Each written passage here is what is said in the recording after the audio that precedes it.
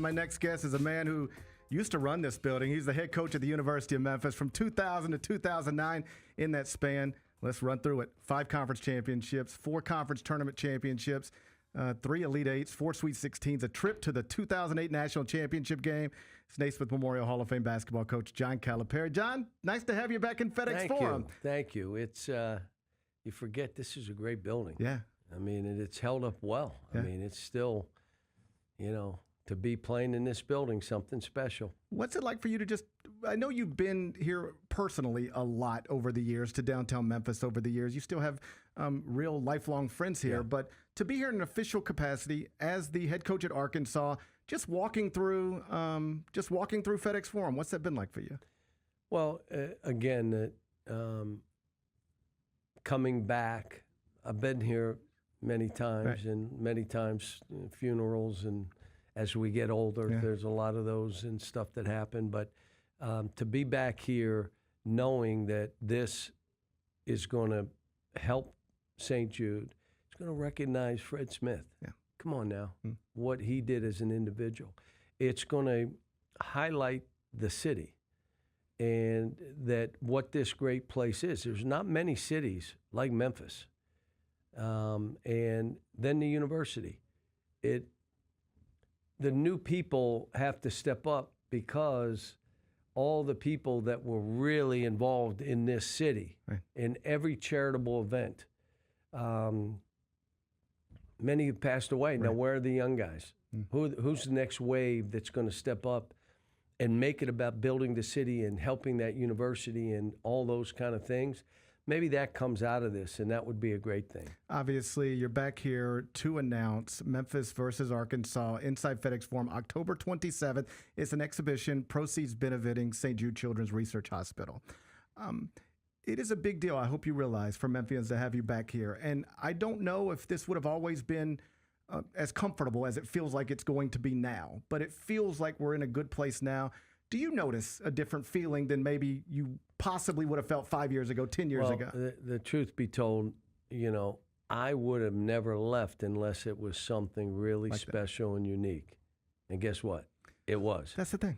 I mean, that's what I did it for. Had a great run at Kentucky. Had a great run here. I mean, both places, the same mentality of we need everybody. We can't do this ourselves. We have to have goodwill ambassadors on every corner. And whether it was here or Kentucky or even UMass, it was kind of the same. I'm trying to do the same at Arkansas. I can't do this myself. Let's all come together. And you know what? Everybody's beginning to come together to build that program the same way. So what happens is people that weren't my close friends, many of them were here today. They came back, and we're going to meet over Blue Cities here in a minute, though. Some of the former players that still live here were there. So I got to grab them and see them. But you understand, when I left UMass, they were mad. Yeah. When I left here, they were mad. Wait a minute. When I left the other place, I left Kentucky, they're mad and still mad and probably be mad for a while. But again, wherever I am, I'm doing everything. I'm giving every ounce of everything I have. And but it's more the relationships than just the wins. You could say what we did at UMass. You could say what we did here, what we did at Kentucky. To me, it's the relationships you build within the community, the relationships you have with your former players. This isn't about you're here for us to win. No, I'm not. No. Now, the seat I sit in, you've heard me say this many times, you cheat the position if you don't get involved in the community. But I'm here for those kids. That's why I'm here. I'm here to help them grow, and they'll bring to us all that we're trying to have done. That's why part of the thing I said, if you want me to come back here, we're bringing back my former players, or I won't do it. Right. And I said, because it's got to be bigger than just playing a basketball game, because many people want to play us in an exhibition game. Yeah. I mean, and for us to go on the road, this is the first time, and we're doing it here. You mentioned former players. I was in there. I saw Sean Williams. I saw Sean Taggart. I saw Jeremy Hunt. I saw Billy Richmond. And we both reached an age where you are now coaching the sons of players you used to coach, and I'm now covering the sons of players I used to cover. Antonio Burks, his son. Omami Thiero, his son. Billy Richmond, his son. Does that Carter Knox, his brother. I had 4 players on my team where I coached their dads. Does that matter to you? I started when I was 12, so just don't think it's like. Well, I don't want to put words in your mouth, but that would mean an immense amount to me that somebody I was around when they were young feels comfortable allowing me to be around their son when their son is young. Do you accept that as a compliment? Like I think I would. I do, and let me say why I do. Okay. Because back then, they hated you. Not only did they, I was really hard. Right. And I pulled no punches. I kept it real. I held them to a really high standard, made them uncomfortable almost every day.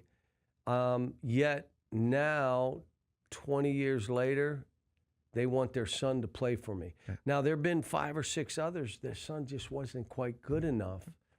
I've taken some as walk-ons, but that's not, your son's a Division I player, but not going to play here. Right. So I've had that. But you're right. Can you imagine? I mean, they some of them I was hard on. Yeah. I can remember some of the things I did. I can remember. It's funny. Last night, Rigo Nunez started a thread. We have our UMass thread. We have our Memphis thread,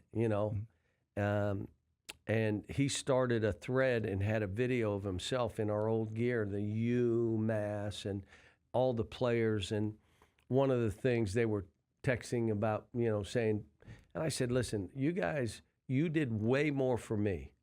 I learned so much coaching you. And some of it was not what not to do. Right. And I wish I had more knowledge and I was a little more stable when I coached you guys. So you guys kind of got the testing of what we're doing, but yet they still stay together, that group of guys. And they still, the relationship they have with me, they still, and some of them, like even some of the guys at Kentucky, they're not all going to love you because it's about, look, I got to do what I'm doing right now, but I'm going to be there the rest of your life.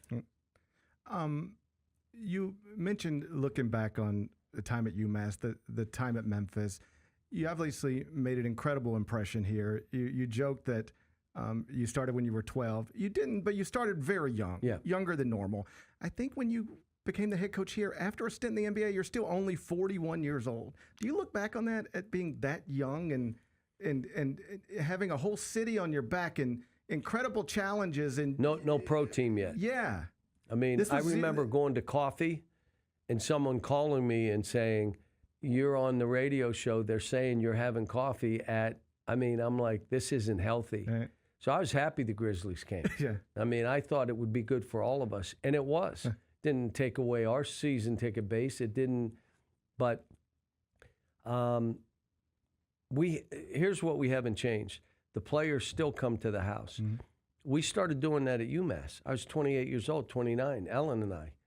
And we had them to the house. Ellen and I have been married now 39 years. Yeah. But we were doing it then. We did it here. Why? We lived right off Poplar, East Galloway. They could jump the fence and walk to my house. It was a minute away.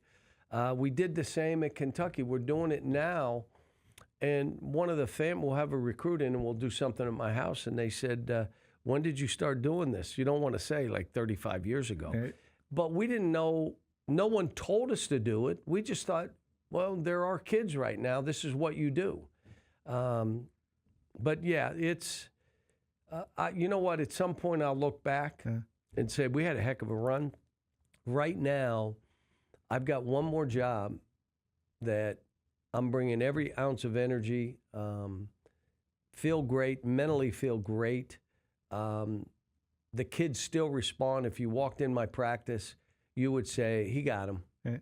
They're responding. If I walked into your practice in 2025, would it look like a practice I walked in 2003? All the players that played for me in the 90s and in early 2000s say I got soft. Right. And it's probably, it's not that I don't feel a sense of responsibility, that I got something to do because it's big for the state of Arkansas. It's huge. We're the only pro team. Our football team, our baseball team, our softball team, all the golf, the track is 50. We're it.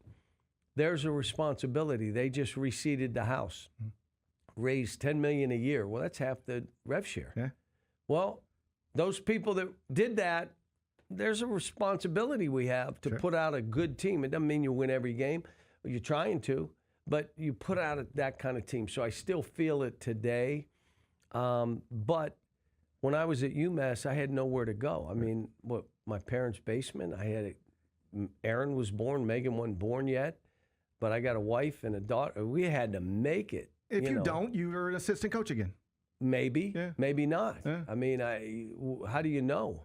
Yeah. I didn't know when I got fired in New Jersey. I didn't know what was next. Yeah. I went to the Philadelphia 76ers and I was an assistant only because Larry Brown coached the team and wanted me there. Right. So you look back on the run here, and you mentioned that when you left here, people were mad, and I think that's probably as good of an explanation for why it took this long to come back and have this moment that we're going to have next month. You'll never remember this because your life was a blur and a million people approached you, but I remember seeing you at the Final Four days after you took the Kentucky job. And I saw you with the Kentucky logo for the first time. And even as a Memphis graduate and a lifelong Memphian, I told you I was happy for you because I knew all the conversations we'd had, how important that was to you to get that type of job and have that type of offer. And I was even talking to Penny about it earlier, and he was like, no reasonable person. Like, it's the Kentucky job. What are you supposed to do? I came on radio the few days after and said it would have been impossible for him to turn this down. You should appreciate the incredible things he brought here instead of being mad about this. But I was in the minority. People didn't want to hear it. Were you surprised that it got as... No, because when I left UMass after 8 years, the losingest program of the 80s, fifth losingest. Yeah. So 300 programs, it was rated 295 for a decade. 8 years later, I leave to go to the NBA as a head coach and president, like run a team. They were so mad. And how many fellas? Nobody in the planet would have turned that down. Right. Well, I did. I turned it down 3 times. Okay. They offered X. They offered this. They offered that. Then they offered that. I'm out. Right. I got to do this. Right. I mean, it's life-changing for my family. Sure. So, and I always say, people say, well, you didn't do it for the money. I did. Yeah.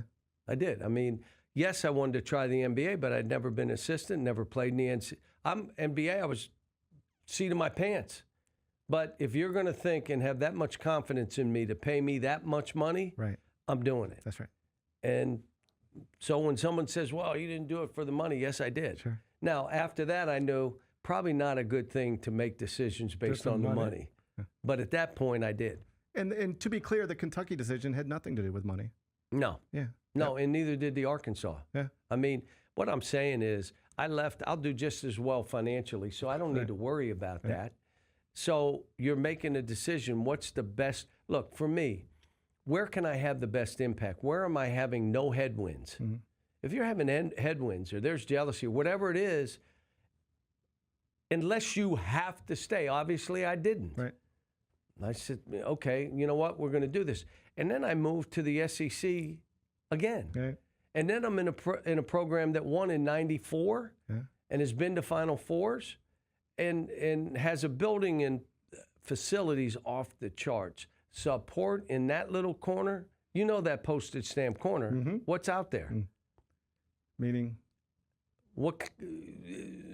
There's Tyson money. There's Walmart money. Yeah, there's all kind of people. If they want to be involved, you're as good as anybody in the country. That's right.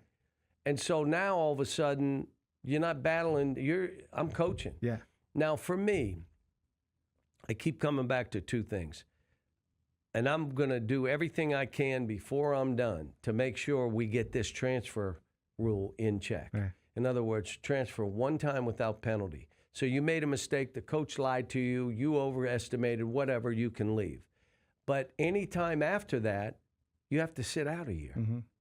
Now, that will help the graduation. A kid leaves every year for 4 years? That's right. Why is he leaving every year? Chasing money? Don't say anything else. Okay. That's all it is. Yeah. So it's based on extort and try to get, and then what's it and done? losing college credits every time you move. Every way. So in 4 years, you're not graduating. Right. You're not. There's no way. And no one's going to give you scholarship to finish your graduation. Why would they? You've been a part of the program. You're a mercenary. Right. Okay. What about the state or the city? They're going to help you. You're a mercenary. Well, John, that's a big problem right now. I could march Memphis season ticket holders into the lobby earlier today. They would recognize Sean Williams and Jeremy Hunt before they recognize current Memphis players because the turnover is just so much. Yes, and well, let me finish this. Yeah. So I'm saying it should be 5 years now. Okay. I shouldn't have my 18-year-olds coaching against 27 and 28-year-olds. Okay. Like, think about what I'm saying. 18, 27, 18, 27. Now, what coach would coach 17 or 18-year-olds if he's being allowed to coach 27 or 28-year-olds? It kills high school recruiting. Absolutely. So let's get it in check. You get 5 years. Mm-hmm. Old rule, 4 years of eligibility within 5. Or you just say, we're giving you 5 years. But you still, after transferring once, you got to sit out. All of a sudden, we cure 90% of our issues. Why is no one looking at this? Because they're all worried about money. Yeah. Everything is, that cures it for the players. We're doing them a favor. We're not taking away. I don't care about NIL. Give them all the money you want.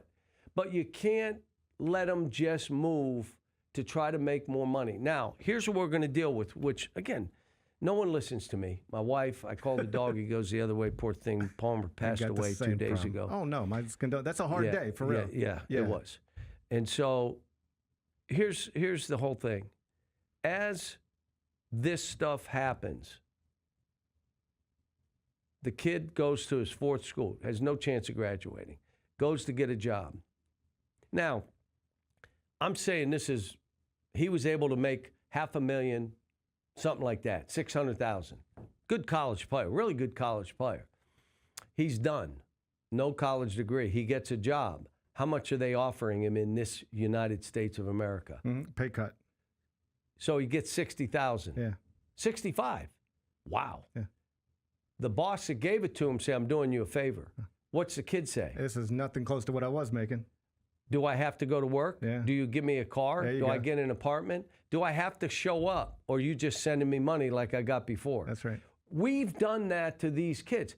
You're going to have mental health issues. And if you don't think so, you're just kidding yourself. Well, there's a prominent, we don't have to name him, but college basketball player who took a bunch of Big 12 money last year, just took the most money you could take. By the end of the year, when his college career was over, he was in the locker room crying on camera. Because he said, I didn't realize what this was going to do to me. That's right. But like I said, I just, everywhere I go, I'm talking to Congress. Yeah. I was talking to the White House. Yeah. There's an Arkansas grad in there. Those two issues. We're talking about trying to get the big bill. How about we just get the Congress to do those two things for us? Mm-hmm. And then let's figure out the other stuff ourselves. To me, yes, the score would be nice. But let's be specific, and those are two things that we need to cure for this game. A couple more things before I get you out of here, because I know you got a busy day. At the press conference, you mentioned your wife, you mentioned your children. Everybody knows you coached here for 9 years. I think what gets less emphasized is Ellen lived here for 9 years. Aaron graduated from White Station, Dr. Calipari now. Like, this is an important place to your family. Yep. What's it going to be like to have them back here and presumably see their husband, their father get, received the way I think he should? Well, Ellen, none of that probably matters to my kids. But what they will do is come back. Like Ellen said, I'm going to go to that game. I go, wow, because she doesn't travel on the road. Okay. And she said, I'm going to go to the game. And I go, really? And she said, yeah, I got a couple friends that I'm going to invite because I want to see them. They had children Brad's age or Megan's age. Megan was at Briarcrest.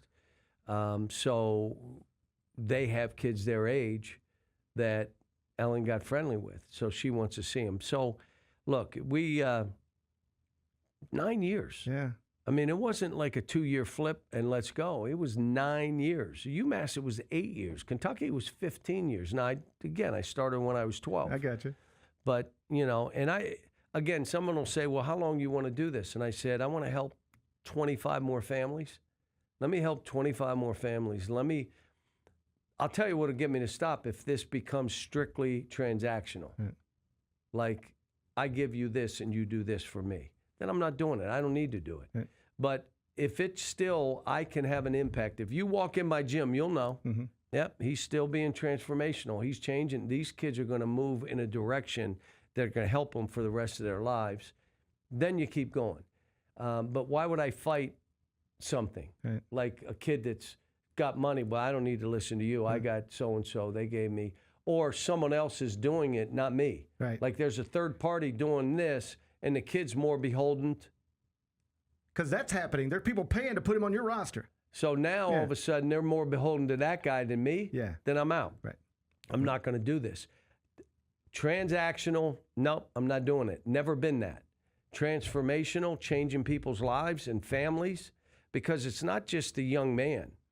The ripple effect going forward and out, which is his immediate family, and then his family, his family's family, and his family's family. Can I do some humble?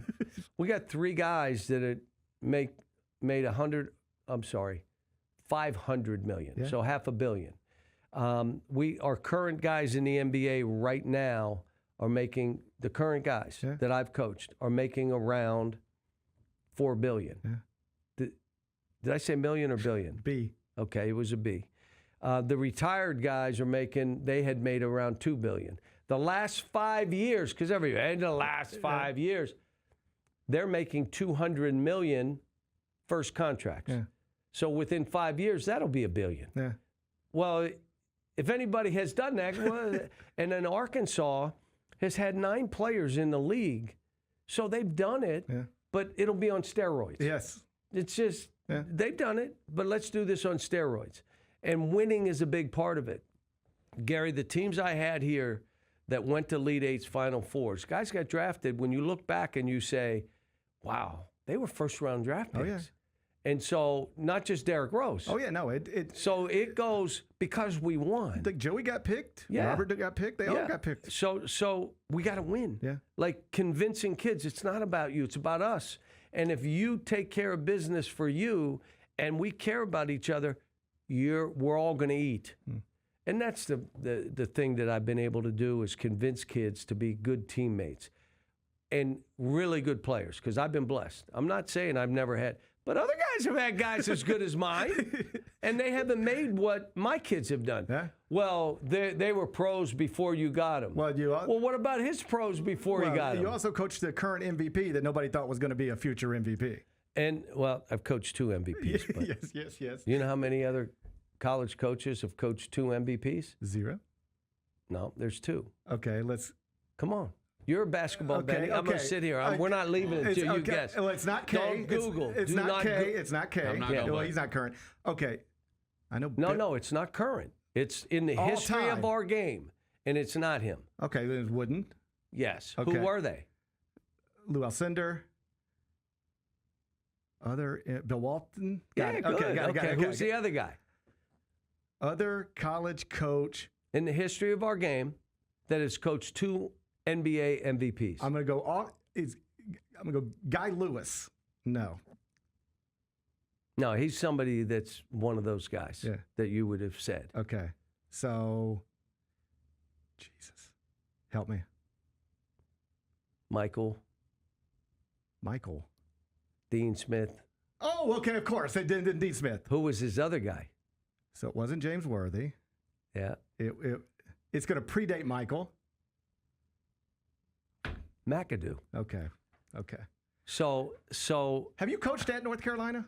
No. Yeah, no, you've never. No. did. Well, when you coached for Larry Brown, you coached at North Carolina. Okay, I got it. Because they have a big pregame thing, and you see all these names. No, that you see all the it's names. a little bit of a cult. Yeah. So if you worked for someone that played for Coach Smith, or played at North Carolina, you know it all. No, you don't know it all, but you know how they do things. Okay. That the Carolina way. Yeah. So no, but it's because I've been blessed. Their parents have entrusted me with their kids. Yeah, but you still got to get really good players to play together.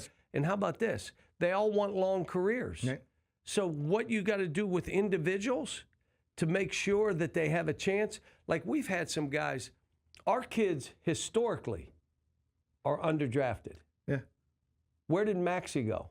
Like lower than he should have. Where did Quickly go? Yeah. Okay. We had some guys drafted in the second round that are still in the league. Right. Because my whole thing is, it really doesn't matter where you get drafted. If you're trained to be in that league a long time, you will. Right. And you could be drafted in the first round or early lottery, and if you haven't been trained that way, Oh, yeah. the habits, the toughness, the being uncomfortable, it doesn't mean you're going to last a long time. You know, every kid, I want to be in the NBA for a long time. All right. I've done that, but I can't do it for you. Right. You ready for this? We're all finding out coaches don't have magic wands. Right. You think you hire a coach, like what was great about me going last year, I was so excited, Cows. Yeah, we were 0-5 in the league. Now, you know, we had 0-5. I had to ask the question, has anybody in the SEC ever gone 0-for? Right? And it did the year before. My man at Missouri went 0-for. Yes. And then he lost one in the tournament game, so he's 0-for-19. That's right.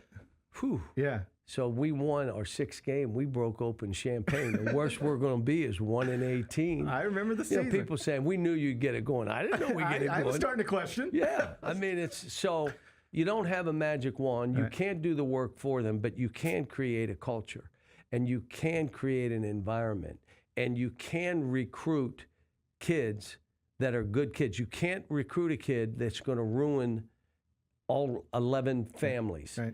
You can't have one guy that's going to be that guy, or you know me, I'm not dealing with it. Yeah. So you're either, and you know where you cure that in recruiting. That's right. I'm not promising you're going to start, but okay, I've started 3 freshmen a year like my whole life, more than any coach ever. But I'm not promising you that. You take what you want. Right. They have. Why wouldn't you do it? You want to promise, you're probably going somewhere else. I don't know how many minutes or shots. If you're my best player, you won't believe this. You're going to get the most shots. If someone else is better than you, they'll probably get the most shots. What do you want me to say to you? Right. But I know this, the result of playing here, there it is. Right. It's there, and that's fact. So, but transactional versus transformational. If this becomes all transactional, they're dealing with the third party's doing the deal and all. I'm not going to do this. I don't need to do this. Well, like to your point, or to one of your points, over the years, you've sort of developed a reputation as the greatest college recruiter of all time. Which I'm very overrated, but that's fine. But like I'm comfortable with that label. You know why? Is because not because them coming in, because there have been other kids. We didn't get them. Yeah. If I was such a good recruiter, we'd have got them all. We didn't. You get half of them. Right. So I think I'm overrated, and it's because after they leave us, they do so well. But what I think's fascinating about your career is that you are labeled as this 5 stars. He brings them in, and then boom. That is not the UMass story, and it's not really the 2008 Memphis story. Derek was Derek. Those other guys were just guys coming out of high school. That wasn't a bunch of McDonald's All-Americans that played for the national title in 2008.